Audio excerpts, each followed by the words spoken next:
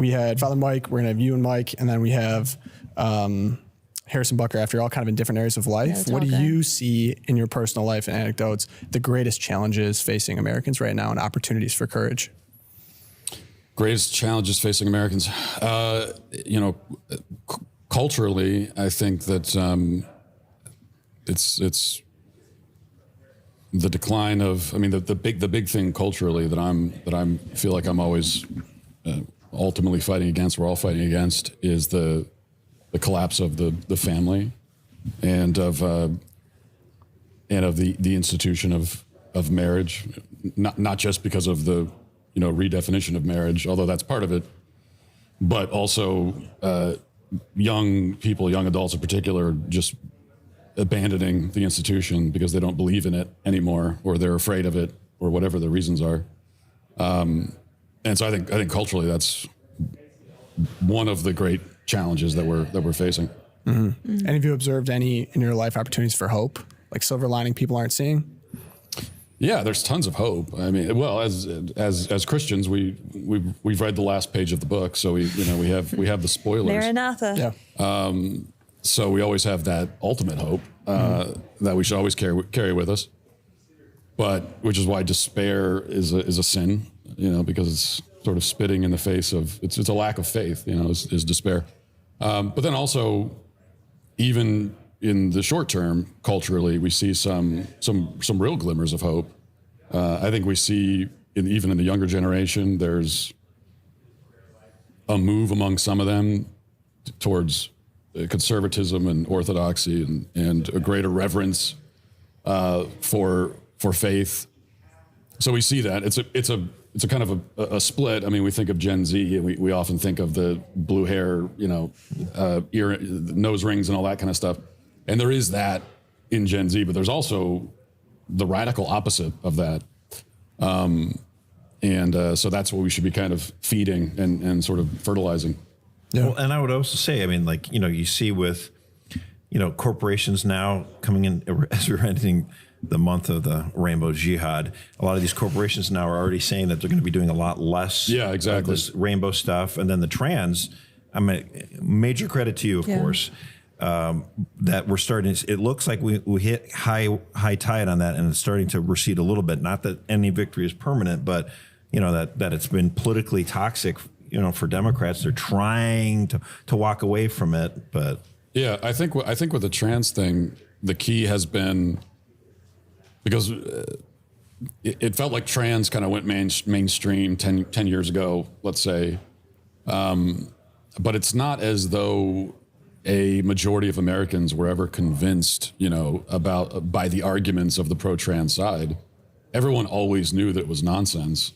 Right. And when you go back to 2014 or 15 or whenever it was, when Bruce Jenner had what was it, Vanity Fair or Variety or something. The cover. They had the cover of the magazine. If there like was a one month over a Bergestell, they come out with the cover. You're right. like, It's so obviously felt this is the next thing we're going to push. Exactly. Yeah. And then everybody sort of went along with it, but nobody really believed. No one looked at Bruce and said, "Oh yeah, that's a woman."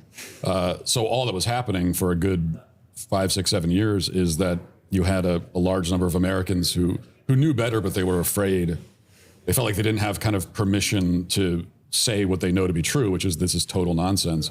And so what's changed culturally, now we know there's been the legislative victories in many states across the country to ban child mutilation, child castration. There's been the legislative victories to protect women's sports, and all that stuff is really important. But the more important thing is just the cultural, it's kind of the cultural vibe that now people are not afraid to say what they know to be true on this topic. And, when we made our film, What is a Woman, on this topic, we were filming it in 21 and 22. And we would go around the country to different cities, and we were talking to the so-called experts, but we also just talked to people on the street. And we did this in six or seven different cities. And at the time, we would ask people these basic questions about what is a woman? Should a man be allowed in a woman's locker room? Should we give castration drugs to children? And we found that most people we stopped didn't want to talk about it. Mm-hmm. If they did talk about it, they would very reluctantly give the woke leftist answer. But you could tell they didn't really believe it. And I think that if we were to go around to the same cities and ask the exact same questions, I think we'd find a lot more people that would just say, no, this is crazy. Of course you don't. No, of course you don't let men in the women's locker room. So I think that has been a major cultural shift, although the battle continues, of course. And there's so many things like that where they feel they need permission to be able to say what they truly believe. Exactly. Yeah, that's a big part of it. In that film, did you have a light bulb moment, exact moment during filming, like this is going to be a smash hit cultural documentary, dominates like 10 years? Yes, I think we had a couple of moments like that. And that's the fun thing about making a movie, at least a movie of this type, is that you have these moments where you go, where it works. You have a lot of moments where it doesn't work at all, and you leave and you're very deflated. But when you have those moments where it worked exactly as we wanted it to, or better, and that's part of what makes making the movies fun. So we had a couple of moments like that. For me, that moment was when we went to Kenya and we went to talk to I was going to ask you about that. Yeah, we went to talk to the Maasai My tribe. My favorite part of the whole. It was my favorite part too, and this was an idea when we first came up with this idea. The concept of going to talk to a primitive tribe about this topic was the thing I was most excited about, and we were not sure at all if it would work, and we're going all this way. I mean, we're going not cheap. Yeah, this is a 20-hour flight into the heart of Africa to talk to a tribe about transgenderism. It's a crazy idea, and it could have not worked at all. But then we got there, and the way that they reacted was just perfect. It was perfect. We could not have scripted it any better. And so as soon as we got that moment, we said, well, we have a movie. I mean, if we get nothing else, that's a movie. Have you ever been back since then? I have not. No, it's a weird thing. I to be honest, I was there. We were there for a week in Africa, in Kenya, and I was very happy to go home. But it was actually an incredible experience, and it does have this kind of strange. Like I do.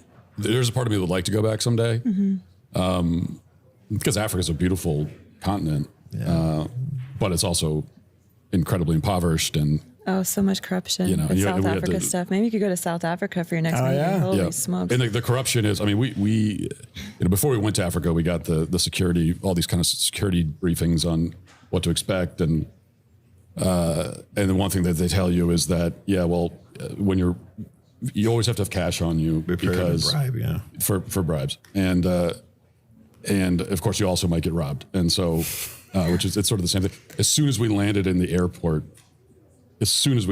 we already had officials in the airport demanding bribes. Exactly. I thought we'd make it a day or two before that started happening. Did you get robbed though? We did not. We did. Once we got out of the airport, we had a pretty robust security team. That's good. So nice. Did you have anything? No, that was my one burning question was Africa. I loved that part. It was great. Well, I would just like to ask you, what do you think about, an American elected as the Pope, and we got a 250th anniversary? Is this going to be a resurgent patriotism? And I hope so. I'm excited about Pope Leo. We all should be as Americans. It of course it remains to be seen. We'll see how it works out. I think I've seen a lot of, in my opinion, early signs that I find encouraging. Mm-hmm.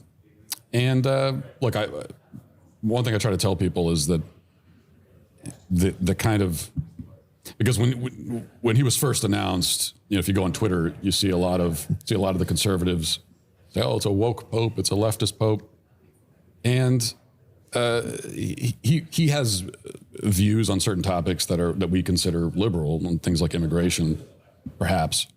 But a lot of those political lines that we have in America don't apply. You can't graft them on neatly to the Pope, because this is also someone who believes marriage is between a man and a woman, and transgenderism is an abomination. To call that woke is a little bit incoherent.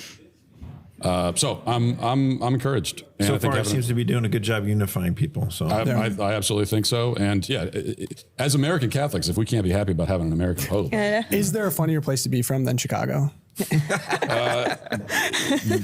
I don't think so. I think it's the funniest possible place, and I love Maybe it. New Hampshire. I think New Hampshire would. No. Yeah, no, Granite's not up Pizza. But Matt, I've really appreciated in a couple of your recent interviews, you've gotten, I guess, a little bit more personal about your wife and your family. We got to see them here today, of course, all beautiful. Do you have any advice for married people or people with families in success that you've seen in raising your family or starting your family, building your family? Man, I mean, well, the first bit of advice I give to just young adults who are, in particular, young men who are single is just go do it. You know, go. Don't be afraid. There's so much fear, and I'm sure there is among young women as well. But of course, I can understand the perspective of young men more because I'm a man. And there's so much fear among young men about just getting married and having kids and all the ways that it can go wrong, and they're very afraid of that. And I understand that, like, from a certain perspective, it can go wrong. I mean, we all know we live in a culture, unfortunately, where the divorce rate is way too high. Yeah. A lot of broken families, a lot of misery from that. But essentially, you're afraid that if you go and get married and have kids, everything might fall apart and you'll end up miserable and alone. That's what you're afraid will happen. Okay. The solution can't be, well, I'm going to stay miserable alone on purpose to avoid that potential scenario. And also I tell them that you can't just look at the divorce rate and say, oh, the divorce rate's whatever, 40%. And so that means if I get married, there's a 40% chance I get divorced. Right. Absolutely not. That's not how it works. There are so many things you can do to greatly reduce your chances of being part of that statistic. And the biggest thing is just to go into it with you saying and your wife saying, divorce is not an option. It's not on the table. No matter what happens, we're sticking it out. And if you just do that, you've already put yourself in a better position than the vast majority of married couples today, because the vast majority who get divorced never said that to each other. In fact, they went into it knowing that divorce was always going to be an option for them. And if that's the way you look at it, well, at a certain point, you're going to start heading towards the exit. If you have common agreement on faith and on the number of kids you want and how you treat money, everything else is easy. Yeah, if your basic fundamental principles and values are aligned, it doesn't matter. People talk all the time about, oh, I have to find someone who has the same interests as me. And who cares? That doesn't matter at all. That changes. No. Yeah. And you're a man and a woman. You're going to have all kinds of different interests. That's fine. It's part of the spice of life. But your fundamental priorities and values, those have to be aligned. If those are aligned, then I think you're in a real strong position. Yeah. I think we're wrapping on time here, but I, of course, have to ask, what are the funniest pitches for your next movie? Well, I can't tell you that because I might use them. I've heard some good ones. You've heard some good, that's got to be a comment. People come up to you on the street like, hey, man. I've heard some good ones. I've heard a lot of bad ones. But, the bad ones. You should tell us the bad ones. Yeah, you can pass up the bad ones. I might use those too. So if I get desperate, I might use one of those. That's what AR cartoons will be for, the bad ones. That's right. Awesome. Well, thank you, Matt. Well, thank you very much. Appreciate your time. Thank you for coming on the podcast. Thank you, guys.